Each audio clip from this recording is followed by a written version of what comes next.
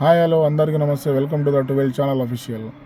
విషయం ఏంటంటే తెలంగాణ రాష్ట్రంలో కాంగ్రెస్ ప్రభుత్వము ఏర్పడ్డదండి. వీళ్ళు సోమవారం నుంచి శుక్రవారం వరకు పరిపాలన చేస్తారు. అది కూడా అంతంత మాత్రమే. మళ్ళీ శనివారం ఆదివారం ఏం చేస్తారయ్యా అంటే వీళ్ళు ప్రజాపాలన చేస్తారు. ప్రజాపాలన అంటే ఏదో అనుకున్నా వీళ్ళు ప్రభుత్వం ఏర్పడ్డగా తెలిసింది. ప్రజాపాలన అంటే ప్రజలకు కష్టం కలిగించే పాలన అని. హైడ్రా పేరుతో ఇళ్లను కూల్చేసి అమాయకులైన ప్రజలకు రోడ్ల మీద ఈడ్చేస్తారు.